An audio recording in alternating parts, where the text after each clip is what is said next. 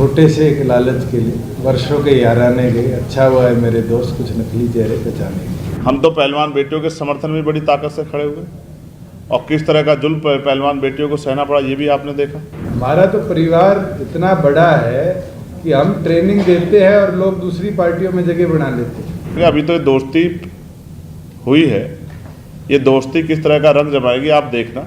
लांबा जी जहाँ साथी आए गए, मेरे को तो चौटाला साहब का एक शेर याद है जब संपत सिंह पार्टी छोड़ के गए कि छोटे से एक लालच के लिए वर्षों के याराने गए। अच्छा हुआ है मेरे दोस्त कुछ नकली चेहरे पहचाने गए। ये तो समय है, लोग आएंगे जाएंगे और ख़ास तौर पर चुनाव। अभी तो टिकटों का बंटवारा राष्ट्रीय पार्टियों में शुरू होगा और होड़ लगेगी लोगों की भागने की। और चुनाव के अंदर तो हमने लोकसभा में देखा है, विजेंद्र सिंह सुबह पटका छोड़कर बीजेपी का और कांग्रेस में गए और उनकी टिकट कट गई और राहुल कसवा को टिकट मिल गई। रवनीत बिट्टू कांग्रेस छोड़कर बीजेपी में गए, उनको टिकट मिली। कौन आएगा जाएगा मुझे नहीं लगता पार्टियों को इससे फर्क। जहाँ अलायंस की बात है, हमारा विजन क्लियर है कि किसान कमेरे की हम लड़ाई लड़ेंगे और किसान कमेरे के अंदर चाहे वो हमारे एससी साथी हों, इनका कैसे उत्थान। मैं एक चीज़ आज आपके बीच में ज़रूर कह सकता हूँ, जब मेरी प्राथमिक चौर की चर्चा चंद्रशेखर जी से हुई, हमारा एक लक्ष्य था कि हम गरीब को केवल मात्र इस झांसे में नहीं कि तुम्हारा मकान बना देंगे और मकान के अंदर उसको ज़मीन की व्यवस्था नहीं दे पाते। अधिकतम आज गरीब साथी किसी जाति से आते हैं वो मकान नहीं देते। इस पे योजना लेके आएंगे और जो वादा हम करेंगे, ज़्यादा वादे करने की हमारा लक्ष्य भी नहीं, पर जो वादा करेंगे उस वादे के अंदर दोनों पार्टियां गंभीरता के साथ मैदान में उतरेगी और उसको पूरा करने का लक्ष्य है। सेम कॉम्बिनेशन है नेहरू और बीएसपी का, ऑलरेडी गठबंधन हो चुका है यहाँ। इनका तो पहले 3 बार होकर टूट लिया। आपने सर्कल की बात करी है तो क्या ये तय है आप दो ही होंगे या किसी और से नजर करता है, क्योंकि आम आदमी पार्टी के बीच में आप कह रहे हैं आप लोग शुरू कर देते हो। हमने तो कभी औपचारिक तौर पर नहीं कहा। आपने सवाल मेरे मुंह में डाला था कि क्या उनके साथ हो सकता है। मैंने कहा वो अभी इंडिया अलायंस का मेंबर है, वो छोड़ेंगे तब चर्चा का।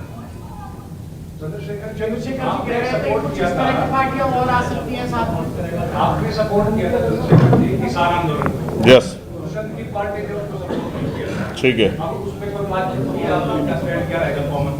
देखो कि ये परिवार किसानों का सबसे बड़ा हितैषी रहा। रही बात, मैं आज भी किसानों के समर्थन में खड़ा हूँ और हमेशा किसान कमेरे के समर्थन में खड़ा रहा। हम तो पहलवान बेटियों के समर्थन में बड़ी ताकत से खड़े हुए और किस तरह का जुल्म पहलवान बेटियों को सहना पड़ा ये भी आपने देखा। तो मैं फिर आपसे कह रहा हूँ, अब ये आपके सामने हैं और जहाँ तक मैं समझता हूँ इन्होंने विरोध भी नहीं किया। चुनाव अब आया है, लेकिन उससे पहले भी कई बार मैंने महसूस किया कि, और मैंने उनको सुना भी, उन्होंने कहा कि मैं पुरानी गलतियाँ अब दोहराने के मूड में नहीं।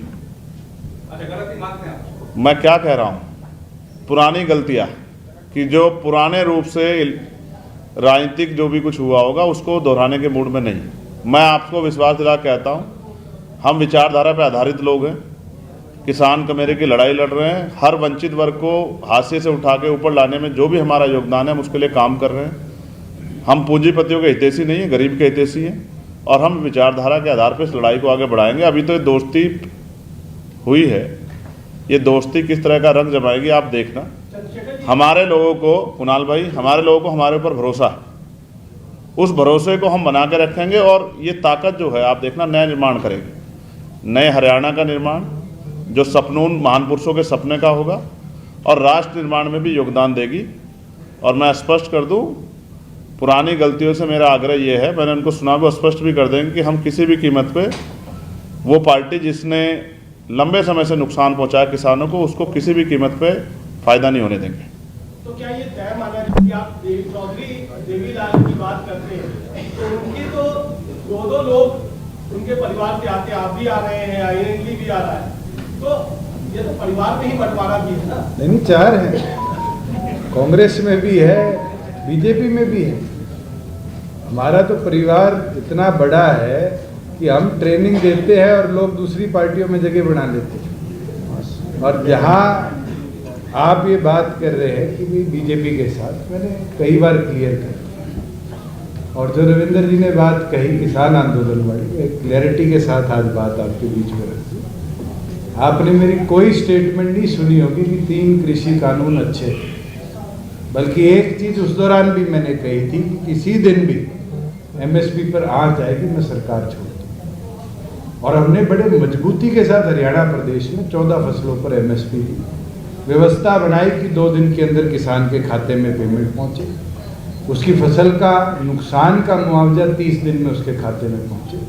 हमने बहुत कुछ कर दिखाया, मगर हाँ, एक व्यवस्था के अंदर लोग हरियाणा प्रदेश के आज नहीं चाहते, लोग बीजेपी को हरियाणा प्रदेश से उखाड़ फेंकना चाहते, और उस चीज़ के अंदर हमने क्लियर कर दिया कि वो व्यवस्था के अंदर हम दोबारा नहीं